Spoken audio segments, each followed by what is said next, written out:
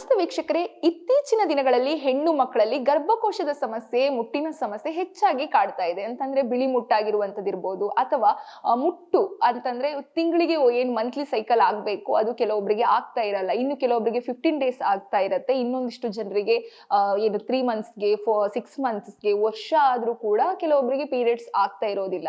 ಏನು ಗರ್ಭಕೋಶದ ಸಂಬಂಧಪಟ್ಟ ಹಾಗೆ ಈ ರೀತಿಯಾದಂತಹ ಸಮಸ್ಯೆ ಕಂಡು ಬರ್ಲಿಕ್ಕೆ ಕಾರಣ ಏನು?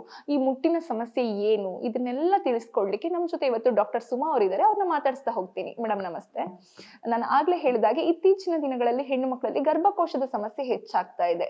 ಮೊದಲನೇದಾಗಿ ಗರ್ಭಕೋಶದ ಸಮಸ್ಯೆಗಳು ಕಂಡು ಬರ್ತಾ ಇರ್ಲಿಕ್ಕೆ ಕಾರಣ ಏನು?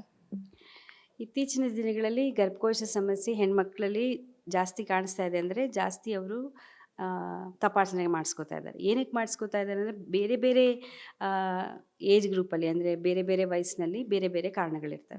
ಈಗ ಯಂಗ್ ಏಜ್ ಅಂದರೆ ಇನ್ನೂ ಹದಿಹರೆಯದ ವಯಸ್ಸದ ಹೆಣ್ಮಕ್ಳಲ್ಲಿ ಹೆಚ್ಚಿನ ಭಾಗ PCOD ಅಥವಾ ಸೋಂಕಿನಿಂದ ಈ ಥರದ್ರಿಂದ ಹೆಚ್ಚಿನ ಭಾಗ ಋತುಸ್ರಾವ ಹೆಚ್ಚು ಕಡಿಮೆ ಆಗೋ ಚಾನ್ಸಸ್ ಇರ್ತದೆ. ಅದೇ ಏಜ್ ಆಗ್ತಾ ಇತ್ತು 30 ವರ್ಷ 35 ಹಿಂಗೆ ದಾಟಿದವರಿಗೆ ಹಾರ್ಮೋನಲ್ ಹೆಚ್ಚು ಕಡಿಮೆಯಿಂದ ಅಥವಾ ಫೈಬ್ರಾಯ್ಡು ಗರ್ಭಕೋಶದ ಅದರದೇ ಆದ ಕಾರಣಗಳಿಂದ ಹೆಚ್ಚು ಕಡಿಮೆ ಆಗೋ ಚಾನ್ಸಸ್ ಇರುತ್ತೆ. ಗರ್ಭ ಧರಿಸುವ ವಯಸ್ಸಿನಲ್ಲಿ ಅಂದರೆ ಅರೌಂಡ್ 20ರಿಂದ 30 ವರ್ಷದ ವಯಸ್ಸಿನಲ್ಲಿ ಹೆಚ್ಚಿನ ಭಾಗ ಈಗ ಏನಾಗ್ತದೆ ಅಂದರೆ PCOD ಅಥವಾ ಸೋಂಕು ಈ ಕಾಯಿಲೆಗಳಿಂದ ಗರ್ಭಕೋಶದ ತೊಂದರೆಗಳು ಜಾಸ್ತಿ ಆಗ್ತದೆ. ಇತ್ತೀಚೆಗೆ ಏನಾಗ್ತದೆ, ಈಗ ಅವರ ಊಟ ತಿಂಡಿ ಮಾಡೋ ವಿಧಾನ, ನ್ಯೂಟ್ರಿಷನಲ್ ಸ್ಟೇಟಸ್ ಇವೆಲ್ಲ ನೋಡಿದರೆ ಹೆಚ್ಚಿನ ಭಾಗ PCOD ತೊಂದರೆಯಿಂದ ಆಗ್ತದೆ. ಅಂದರೆ ಹದಿಹರೆಯದ ಹುಡುಗಿರಲ್ಲಿ ಬೊಜ್ಜುತನ ಜಾಸ್ತಿ, ಈ ಕಾರಣಗಳಿಂದ ಹೆಚ್ಚು ಕಡಿಮೆ ಆಗ್ತಾ ಹೋಗ್ತದೆ. ಕೆಲವರಿಗೆ ಜಾಸ್ತಿ ಆಗ್ತದೆ. ಮತ್ತು ಒತ್ತಡ, ಡಿಪ್ರೆಷನ್ನು ಅಥವಾ ಮಾನಸಿಕವಾಗಿ ಅಸ್ಥಿರತೆ ಇವೆಲ್ಲದರಿಂದನೂ ಏನಾಗ್ತದೆ, ಅದು ಕೂಡ ಪರಿಣಾಮ ಬೀಳ್ತದೆ ಅದು ತಿಂಗಳ ಹೊರಗಡೆ ಆಗೋದಕ್ಕೆ. ಇವೆಲ್ಲನೂ ಇತ್ತೀಚೆಗೆ ಹೆಚ್ಚು ಕಾಣಿಸ್ಕೋತಾ ಇರೋದ್ರಿಂದ ನಮಗೆ ಬೇರೆ ಬೇರೆ ಕಾರಣಗಳು ಅರಿವಾಗ್ತಾ ಹೋಗ್ತದೆ. ಯಾವ ಕಾರಣಗಳಿಂದ ಜಾಸ್ತಿ ಆಗ್ತದೆ, ಯಾವ ವಯಸ್ಸಿನಲ್ಲಿ ಜಾಸ್ತಿ ಆಗ್ತದೆ, ಯಾವುದು ಪೆರಿಮೆನೋಪಾಸಲ್ ಅಂದರೆ 40 ವರ್ಷ ದಾಟಿದ ಮೇಲೆ ಆಗ್ತದೆ, ಈ ಥರ ಆಗ್ತದೆ. ಮಕ್ಕಳು ಆಗದೇ ಇರಲಿಕ್ಕೆ ಸಮಸ್ಯೆ ಹೆಚ್ಚಿನ ಭಾಗ ಏನಾಗ್ತದೆ, ಈ PCOD ಅಂದರೆ 20ರಿಂದ 30 ವರ್ಷದ ಹೆಣ್ಮಕ್ಳಿಗೆ PCOD ಮತ್ತು ಅಂದರೆ 20 ವರ್ಷದ ಒಳಗೆ ಸೋಂಕು ಅಂದರೆ PID ಪೆಲ್ವಿಕ್ ಇನ್ಫ್ಲಮೇಟರಿ ಡಿಸೀಸ್ ಅಂತೀವಿ, ಮತ್ತು TB ಇವೆಲ್ಲದರಿಂದನೂ ತಿಂಗಳಾಗೋದು ಹೆಚ್ಚು ಕಡಿಮೆ ಆಗ್ತದೆ. ಮತ್ತು ಗರ್ಭ ಧರಿಸ್ಲಿಕ್ಕೂ ತೊಂದರೆ ಆಗ್ತದೆ. ಅದೇ ಹೆಚ್ಚಿನ ಭಾಗ ಅಂದರೆ ತಪಾಸಣೆ ಮಾಡಿಸ್ಕೊಂಡು ಇದು ಮಾಡ್ಕೊಳ್ಳೋದು ಒಳ್ಳೆಯದು. ಇತ್ತೀಚಿನ ದಿನಗಳೇನಾಗ್ತಾ ಇದೆ ಅಂದರೆ ಕೆಲವರಿಗೆ ಅರ್ಲಿ ಮೆನೋಪಾಸ್ ಅಂದರೆ ಪ್ರಿಮೆಚೂರ್ ಓವೇರಿಯನ್ ಫೇಲ್ಯೂರ್ ಅಂತೀವಿ. 30 ವರ್ಷಕ್ಕೇ ಮುಟ್ಟು ನಿಂತೋಗ್ತದೆ. ಕೆಲವರು ಏನು ಅನ್ಕೋತಾರೆ, ಈಗ ಆಯಿತು ಮದುವೆ ಆಯಿತು ಮಕ್ಕಳಾದ್ಮೇಲೆ ಸರಿಯಾಗಿ ಆಗ್ತಾ ಇಲ್ಲ ಅಂದರೆ ಕೆಲವರು ತುಂಬ ಈಗ ಹೆಂಗಿದೆ ಅಂದರೆ ಎಕ್ಸ್ಟ್ರೀಮ್ಸ್ ಆಫ್ ಇದು ಸ್ಟೇಟಸ್. ಕೆಲವರು 1-2 ದಿನ ಹೆಚ್ಚು ಕಡಿಮೆ ಆದ್ರೂ ಬೇಗ ಹೋಗಿ ಡಾಕ್ಟ್ರಲ್ಲಿ ತೋರಿಸ್ಕೋತಾರೆ. ಇನ್ನು ಕೆಲವರು ಆಗಲಿಲ್ಲ ಅಂದರೆ ತಲೆನೇ ಕೆಡಿಸ್ಕೊಳ್ಳೋದಿಲ್ಲ. ಈಗ 30 ವರ್ಷಕ್ಕೇ ಮುಟ್ಟು ಆಗ್ತಾ ಇಲ್ಲ ಅಂದರೆ ಕೆಲವರಿಗೆ ಮುಟ್ಟು ನಿಂತೋಗಿರ್ತದೆ ಹೆಚ್ಚಿನ ಭಾಗ. ಆ ಥರ ಏನಾದರೂ ಇದೆಯಾ? ಆ ಥರ ಕೇಸ್ಗಳು ಈಗ ಹೆಚ್ಚಿಗೆ ಜಾಸ್ತಿ ಬೆಳಕಿಗೆ ಬರ್ತಾ ಇದೆ. ಮೊದಲು ಇರ್ತಿತ್ತು, ಇತ್ತೀಚೆಗೆ ಬೆಳಕಿಗೆ ಬರ್ತಾ ಇದೆ. ಯಾಕೆಂದರೆ ಅವರು ಟೆಸ್ಟ್ ಮಾಡಿಸ್ಕೊಳ್ಳೋದ್ರಿಂದ ಅರಿವಾಗ್ತದೆ ಏನಿಂದ ಆಗ್ತಿದೆ. ಹೀಗಾಗಿ ಹಾಗಾಗಿ 22ರಿಂದ 35 ದಿನಗಳ ಒಳಗೆ ಅವ್ರದ್ದು ಋತುಚಕ್ರ ನಡೀತಾ ಇದೆ ಅಂದರೆ ಆ ಸೈಕಲ್ಸ್ ನಡೀತಾ ಇದೆ ಅಂದರೆ ನಾರ್ಮಲ್. 35 ದಿನಗಿನ್ನ ಜಾಸ್ತಿ ಆಗ್ತಾ ಇದೆ ಅಂದರೆ ತೋರಿಸ್ಕೋಬೇಕು. 22 ದಿನದಗಿನ್ನ ಒಳಗಡೆನೇ ಆಗ್ತಾ ಇದ್ದೀವಿ ಅಂದ್ರೂ ತೋರಿಸ್ಕೋಬೇಕು. ಸೊ ಈ ನಾನಾ ಕಾರಣಗಳಿರೋದ್ರಿಂದ ಯಾವ ಕಾರಣಗಳಿರ್ತದೆ ಯಾರಿಗೆ ಹೇಳಲಿಕ್ಕಾಗೋದಿಲ್ಲ. ಸೊ ಹಂಗಿದ್ದಾಗ ತೋರಿಸ್ಕೊಂಡ್ರೆ ಕರೆಕ್ಟ್ ಟ್ರೀಟ್ಮೆಂಟ್ ಸಿಕ್ಕಿ ಅವರಿಗೆ ಮುಂದಿನ ದಿನಗಳಲ್ಲಿ ತೊಂದರೆ ಆಗದೆ ಇರೋಂಗೆ ನೋಡ್ಕೋಬೋದು.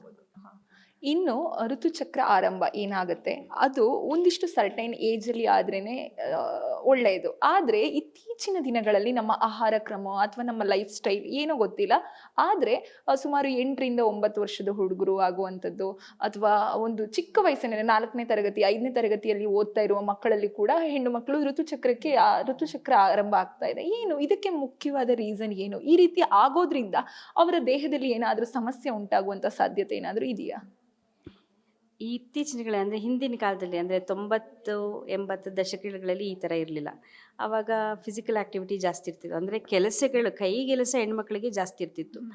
ನೀವು ಕಸ ಗುಡಿಸ್ಬೇಕಿತ್ತು, ಪಾತ್ರೆ ಬೆಳಗಬೇಕಿತ್ತು, ನೀರು ತರಬೇಕಿತ್ತು, ಇವೆಲ್ಲ ಫಿಸಿಕಲ್ ಆ್ಯಕ್ಟಿವಿಟಿ ಇರ್ತಿತ್ತು.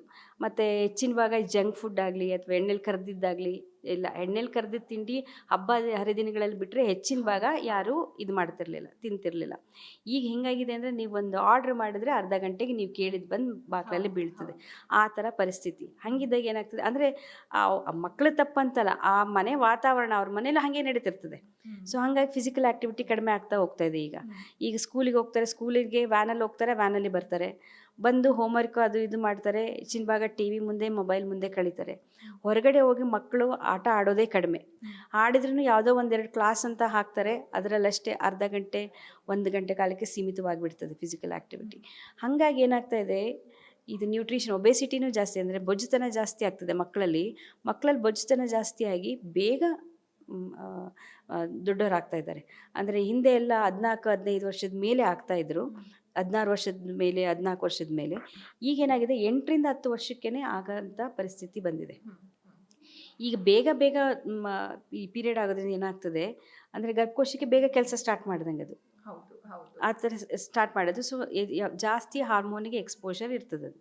ಹಾಗಾಗಿ ಈ ಕ್ಯಾನ್ಸರ್ಗಳು ಬರೋದು ಅಥವಾ ಸೋಂಕುಗಳು ಬರೋದು ಮತ್ತು PCOD ಇವೆಲ್ಲನೂ ಹೆಚ್ಚಿನ ಪ್ರಾಬ್ಲಮ್ಗಳು ಈ ಕಾರಣಗಳಿಂದ ಕಾಣಿಸ್ಕೊಳ್ಳುತ್ತೆ. ಇನ್ನು ಹೆಚ್ಚಿನ ಜನರಿಗೆ ನೀವು ಆಗಲೇ ಹೇಳಿದಾಗೆ 6 ಮಂತ್ ವರ್ಷಕ್ಕೆ ಪೀರಿಯಡ್ಸ್ ಆಗ್ತಾ ಇರುತ್ತೆ. ಇನ್ನು ಕೆಲವೊಬ್ಬರಿಗೆ ತುಂಬ ನೆಗ್ಲೆಕ್ಟ್ ಮಾಡಿಬಿಡ್ತಾರೆ, ಆಗುತ್ತೆ ಅಲ್ವಾ ತೊಂದರೆ ಇಲ್ಲ ಅಂತ. ಇನ್ನು ಕೆಲವೊಬ್ರು 25-30 ವರ್ಷ ಆಗಿರುತ್ತೆ, ಮದುವೆ ಆಗಿ ಮಕ್ಕಳು ಕೂಡ ಪಡೆದಿರ್ತೀವಿ, ಹಾಗಾಗಿ ಮುಟ್ಟು ನಿಂತು ಹೋದ್ರೂ ಕೂಡ ಏನೂ ಸಮಸ್ಯೆ ಇಲ್ಲ ಅನ್ನುವಂತಹ ಒಂದು ಯೋಚನೆಯಲ್ಲಿ ಬದುಕ್ತಾ ಇರ್ತಾರೆ. ಅಂಥವರಿಗೆ ಏನು ಹೇಳಲಿಕ್ಕೆ ಇಷ್ಟಪಡ್ತೀರಾ? ಬೇಗ ಮುಟ್ಟು ನಿಲ್ಲೋದ್ರಿಂದ ಕೂಡ ಏನಾದರೂ ಸಮಸ್ಯೆ ಆಗಬಹುದಾ, ಹೇಗೆ? ಹೌದು, ಹೆಣ್ಣುಮಗಳು ಮುಟ್ಟ ಆಗ್ತಾ ಇದ್ದಾಳೆ ಅಂದರೆ ಅವಳ ಆರೋಗ್ಯ ಸರಿ ಇದೆ ಅಂತ. ಅಂದರೆ ಹೃದಯದ ಕಾಯಿಲೆಗಳಾಗಲಿ, ಮೂಳೆಗಳ ಸವೆತ ಆಗಲಿ ಅವೆಲ್ಲ ಕಡಿಮೆ. ಮುಟ್ಟು ನಿಂತ ಮೇಲೆ ಅಂದರೆ 45ರಿಂದ 50 ವರ್ಷ ಆದಮೇಲೆ ಮೂಳೆಗಳ ಅಂದರೆ ಈಸ್ಟ್ರೋಜನ್ ಪ್ರಮಾಣ ಕಡಿಮೆ ಇರ್ತದೆ, ಹಾರ್ಮೋನ್ ಕಡಿಮೆ ಇರ್ತದೆ. ಸೊ ಮೂಳೆಗಳೆಲ್ಲ ಸವಲಿಕ್ಕೆ ಇದಾಗ್ತದೆ. ಬೇಗನೆ ಮುಟ್ಟು ನಿಲ್ತು ಅಂದರೆ ಏನಾಗ್ತದೆ, 30-35 ವರ್ಷಕ್ಕೆ ನಿಂತರೆ ಏನಾಗ್ತದೆ, ಈ ಪ್ರಕ್ರಿಯೆಗಳು ಬೇಗ ಸ್ಟಾರ್ಟ್ ಆಗಿಬಿಡ್ತವೆ. ಬೇಗನೆ ಶುರುವಾಗಿ ಮೂಳೆಗಳು ಪೊಳ್ಳಾಗೋದು, ಈ ಥರ ಕಾಯಿಲೆಗಳು ಜಾಸ್ತಿ ಆಗ್ತದೆ. ಹಾಗಾಗಿ ಹೆಣ್ಮಕ್ಳು 45ರಿಂದ 50 ವರ್ಷ ತನಕ ಮುಟ್ಟಾದರೆ ಅದು ಪ್ರಕೃತಿ ನಿಯಮ, ಅದು ನಾರ್ಮಲ್. ನೀವು ಬೇಗ ನಿಂತೋಗ್ತಾ ಇದೆ ಅಂದರೆ ಬೇರೆ ಏನೋ ಸಮಸ್ಯೆ ಇದೆ ಅಂತ ಅರ್ಥ. ಅದನ್ನು ತಪಾಸಣೆ ಮಾಡಿಸ್ಕೊಂಡು ಟ್ರೀಟ್ಮೆಂಟ್ ತಗೊಳ್ಳೋದು ಬೆಟರ್. ಗ್ಯಾರಂಟಿ ನ್ಯೂಸ್, ಸುದ್ದಿ ಖಚಿತ, ನ್ಯಾಯ ನಿಶ್ಚಿತ.